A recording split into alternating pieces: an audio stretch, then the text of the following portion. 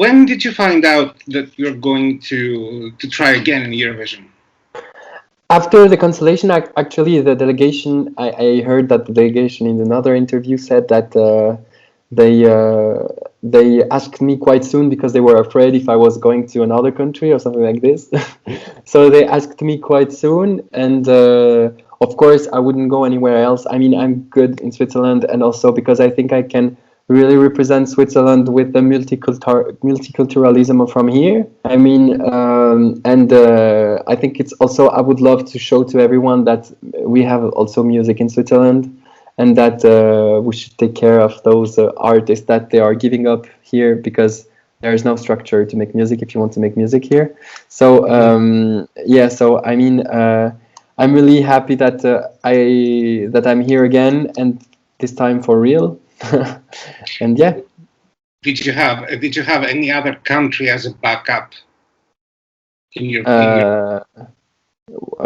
No, I mean, as a backup, no. I mean, because I'm Albanian, I should have gone also in Albania or in France because I'm making, I mean, music in French, and also because I signed in with a label in Paris. But I mean, I wanted first to go. I mean, that's the first occasion I have was in Switzerland. So I'm the one who believes in occasion, and because it was the first occasion now, I said, okay, let's go there, let's try. We did Répondez-moi in a camp, in the songwriting camp with Alio, the Swiss duet. And so I never thought about going somewhere else. For me, it was Switzerland or no Eurovision, you know, for this year. Yes.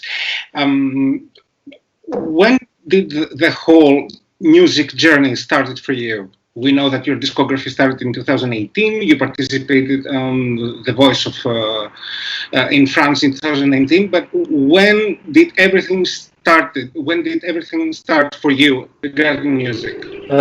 Everything started when I was between 8 and 9 years old. I think 8. So I was learning piano, and my grandfather came for vacation at my home. And he asked me to sing his favorite song, Can't Help Falling in Love from Elvis Presley. And at that time, I never tried to sing. So I just learned the song by listening a lot, listening all the time. And then yeah, I saw him crying. And for me, it was really powerful because we have an education. I mean, I had also an education in which you shouldn't show your feelings so much. It's better if you can stay how can I say like a rock, and you shouldn't show your emotions. So for me it was really impressive to see my grandfather crying, because for me, like, you know, I had the feeling that I had a superpower, that I could make him cry. So I said to myself, okay, maybe I should continue to do this. And he told me, I will find you a TV show, because you need to show to everyone your voice. And he has no link. I mean, he has no connection with TV. But he told me, I'm sure with step by step, with calling people, I'm sure I will get something. And he actually the next year get something. He got something. So he got something in Albania, because he's from Albania. And so I participated in as a guest in a TV show where there were just children. And then the next year, they wanted to make the first season of Albanians Got Talent, and they saw me in that TV show, so they invited me. I was like, okay, let's go. And then I finished at the 3rd place, just singing French songs. And then also in France, so France Got Talent saw me, and they invited me in France, and then the same with Switzerland. And then I said, okay, now I had fun, it was cool, but now let's just stop. Let's focusing on what kind of music I want to do. And also at that time I received an offer from a label to sign, but I refused it just because I thought I was too young. And I'm happy that I had also the support of my parents that were surrounding me to take those decisions. And so I thought I just wanted to construct myself, and also musically. because I was young, I was just trying to impress every artist. I was like, let's try to sing like Celine Dion, let's try to sing like Whitney Houston, because I was just listening to them and trying to reproduce. But I never really did my music, so I really wanted to know what was that. So at 13 years old, I started the conservatorio to learn classical music. I also continue music by my side, but I just also wanted to focus on my studies. Because of course when you're making so much shows you have to lose a lot of time at school, so I wanted to Studies on what? On music or something else? no studies, normal studies, because I was quite young. No normal studies, and then I continued till my 18 till I was 18 years old, and then at 18 years old I wanted to continue in an academy of music. So I went. I mean, it was a 1 year academy. So I went at that academy for 1 year, and I discover. I mean, why I wanted to go there? It was just because I wanted to know how to work with people, because I was just alone in my room, and having maybe a band, and that's what happened. Now I have a band that is with me since that academy, and also knowing more about the music industry in Switzerland.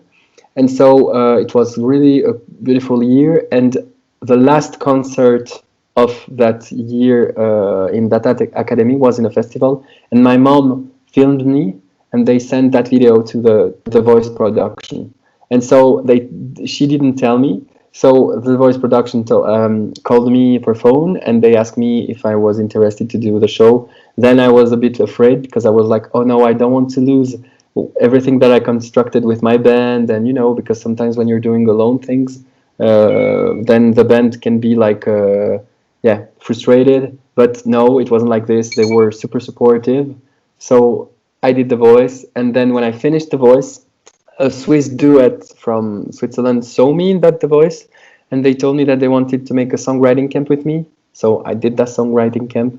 And when I arrived at the songwriting camp, they told me that it was for Eurovision. I was like, I don't know if it's a great idea to do another TV show after a TV show, because it's like Luna Park. It's like you go like this all the time. Like you can never have your feet. Eurovision, it's not just another TV program. You know that. Yeah, I realize that. Yeah, it's sorry. Have you been following Eurovision? I have been what? Sorry. Have you been following the Eurovision Song Contest in your life? Forming like following, watching. Following. Sorry. It's just like the quality is not always better. Sorry. It's also because I live in the mountains, so. But yeah. So yeah. I mean. I discovered Eurovision in 2011 when I saw Aurela Gace, and I was really impressed by the fact that an Albanian singer was on the Swiss TV, because I mean also Swiss TV broadcast Eurovision. So I was like, oh my God, what she's doing here? What is this show? And then when I saw that it's all countries that send their singers, I was like, oh, so cool, what a great concept. And then I remember that when I went to sleep after the show, I dreamt of winning the Eurovision, to having the trophy in my hand, but not like, I didn't know what to tell, so everyone was like, woo. So and then, I mean, it was like that moment, but then I didn't really follow Eurovision. It just happened sometimes. Like, for example, I was in vacation, I listened to Salvador Sobral music. I was like, oh, what's this music? And then I watched all the year, and I was like, oh, this year was really good. And then sometimes, like, it's always started with radio or TV, I never followed Eurovision, but I never unfollowed Eurovision. I was like between both, I was like, oh, that's cool, let's see what they do others.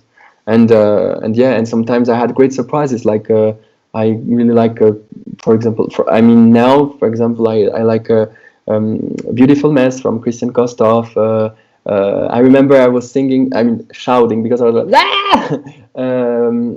Dami Im, Sound of Silence, maybe that. And yeah, that song also, of course, Euphoria. How many times I danced on that song in my room anyway. Yeah, so I mean, I really think that there are quite really good songs, and it's a cool platform because also it shows to Europe what type of music stands out from every country. So that's cool to know.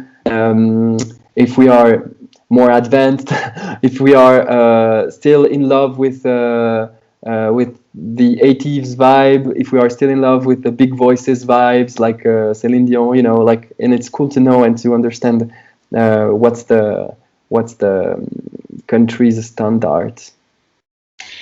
You said, and I'm quoting your words on Eurovision.tv, I want to use my music to move people in all sorts of ways, whether it's joy, sadness, or melancholy. Why do you want to make people feel so strong emotions? Because that's why I'm making music. I mean, as I told you, the moment I realized that I should have made music, it's when my grandfather cried. So for me, those tears became so much symbolic that I wanted to keep it in my name. And also, I just found that in general, the tears are such a beautiful reaction from the body. Like we can cry of sadness, of happiness, of melancholia, nostalgia, of angry, of everything. We can cry. Like that's so human. I mean, that's so a feeling. That's something you cannot explain. Sometimes you can just cry without any explanation. And I just like the fact that it's a real human feeling, and yeah, and the way that it expressed, I like that, and I like to see that. I like to dance as much as I like to cry. For me, it's really important to have both, and also that's why I try to touch people with my music.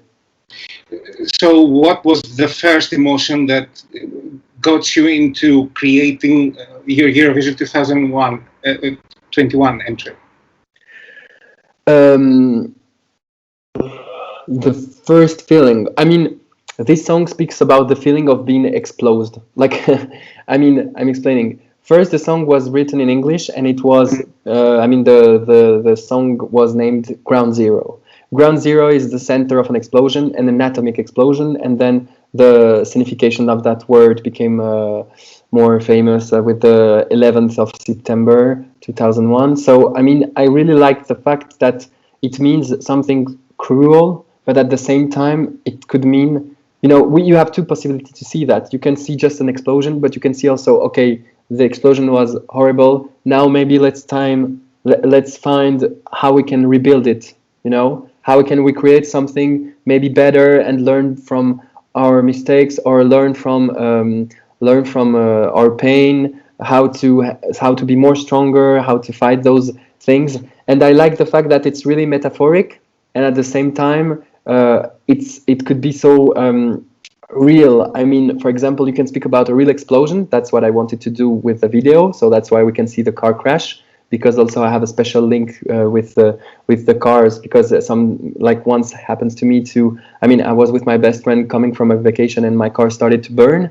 So we thought we were dying. So I mean, I have a special connection with cars, and also I wanted to have that impact point, but it also could mean, like, for example, when someone dies someone or someone like that touches you, it's like an explosion, and you have to rebuild it. I mean, how can you be prepared to fight against those events next time? How can you be stronger and not just leaving you down, like just give up?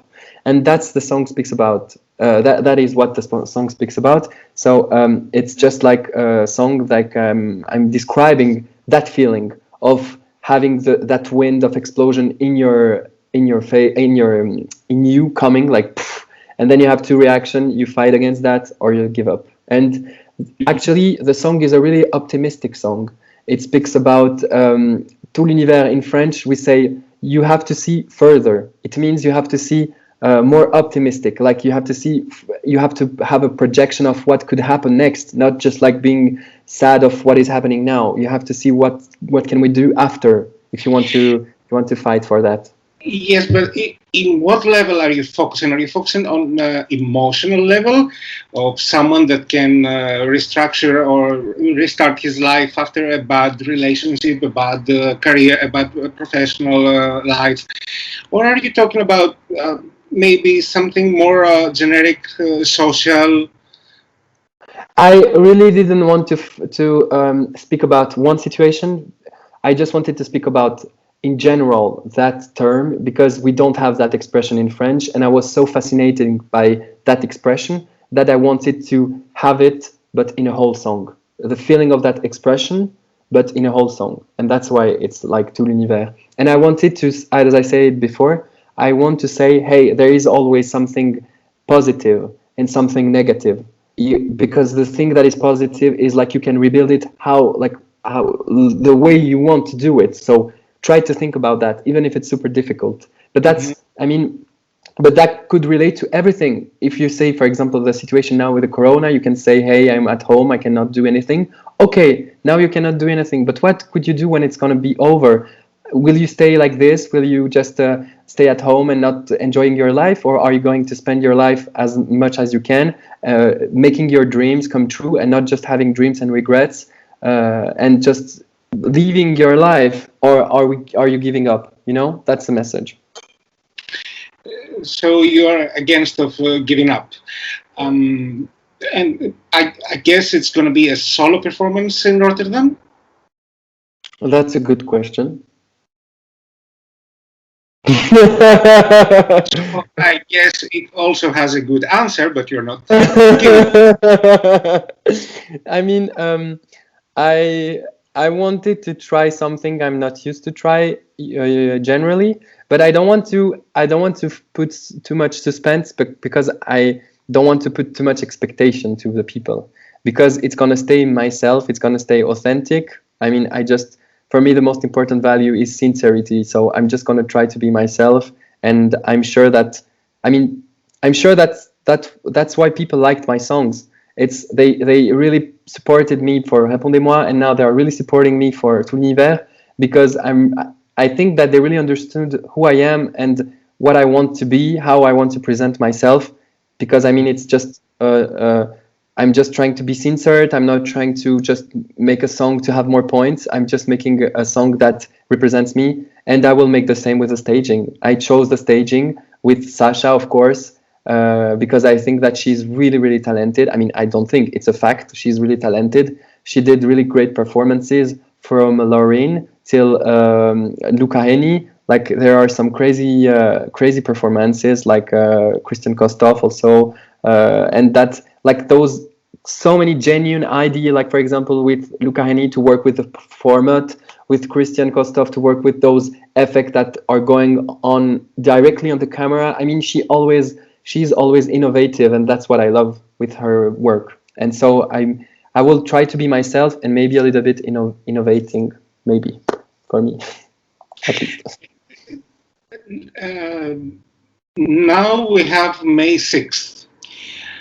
If you had the chance, with no limitation, with no rules behind you, would you stick to your 2020 song or would you change it? Um, when I was in The Voice, Mika, my coach, told me that one year for a song, it's like 7 years. And that's really, really true. Because the song you are listening to, like the song you have listened last year, for you, it looks like you have been known this song since 7 years. So I have the feeling that I released Répondez-moi like more than 7 years ago. So it will be hard to sing back again Répondez-moi for this format, for this contest, because of course I'm going to sing Répondez-moi in concerts and in all the shows I will have. But for me, as a representation, for me it's hard to sing Répondez-moi now, just because of that. Just because it's a project that it's like a it's like a baby. I put it out, and now it has grown really fast. And for me, for the moment, Tout l'univers, it's like still a baby. So for me, if I have to choose between Répondez-moi and Tout l'univers, I will sing Tout l'univers, just because of this reason and no other reason. I love both songs at the same level, and I think they are both interesting in different ways, and especially for this format. But then, yeah, of course, just because of the timing, I will say to l'univers. If you could break any rule and you could have one person or one item with you on stage, one person with me, or an item or something that you feel it's a lucky charm, what would that be? Or I will took my grandfather, because he told me, I remember when I was young, he told me, I'm gonna give you that passion to make singing, but I will never be here to see you becoming a star. But I know you will become a big star. And I always had that feeling that I have to make the things as fast as I can to show him before he's gonna leave this word. So I'm so happy that he can see everything that I've done till now, so he can be proud of himself, because he has to be proud of himself, because without him I will never do singing, I think. So I think I will take my grandfather with me. But as you said, it's too complicated, and it's also, he's a bit old now. So with this wave of Corona time, it's always like scary to take someone who can be who is risky with this. yes. Now, you know that you are a favorite to win this year's Eurovision. Which city would you like to see hosting Eurovision 2022 in Switzerland? As That's a Gjon'S, good nothing question. Yeah. obligatory. No, that's a really good question. That's a cool question, actually. I would love to be not in a city. I would love to try like an outside festival, because I think we show it so much. Like, I was so laughing when in the Eurovision Shine Light, every country showed like a building, and just Switzerland like Zermatt, like the mountain. And it's so, that made me so loud. So I would love to see the festival in my place, actually, in Gruyere, because it's really cool. Where you have chocolate and cheese, you have everything you need, and also we have really big fields when we could install those kind of big things. But I'm sure that it's too complicated with the electricity and those things. But we never know. You never know, of course. We never know. But actually, in 1993, they did it in a former. How do you call it? The place that you put the horses? Oh, really? Yes. Oh my God. It was just a very plain set. You need to see the Eurovision 1993 version in Ireland. It was in a village in Mill Street. It was in Ireland. Yes. Okay. Oh my God. I think it's the only Eurovision in a village. Yes. Oh my God. I'm gonna watch that. Before we close, Yeah. well, you teased it before we start recording, so you have to give us a sneak peek of what you're going to wear on the red carpet. The turquoise carpet, but... So I have like my shoes. So from this brand here. Okay. So yeah, I don't know if I'm going. I love so much those shoes that I still don't know if I'm going to wear them on stage. So that's why I'm not like showing you those.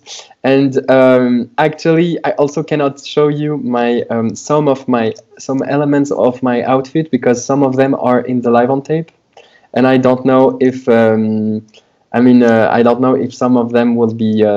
We never know if I cannot come. You will see my outfit before everyone, so I cannot do that. Okay. But so yeah. So in order to close, what would it be the message to everyone in Europe,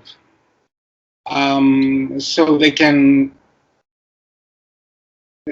vote for you and your song? Overall, I'm asking, why should someone vote for you? I don't know if someone should vote for me. I think like people would vote for the people they like, and if I'm one of them, I would appreciate a vote because it means for me that they appreciate my performances and also that they found quality in me in my performance, and that would be a beautiful gift because then I can see it for concretely, you know, because it's always hard. Even when you say, yeah, you're going to sing in front of 200 millions of people, it's like, yeah, but I never saw in front of me 200 millions of people.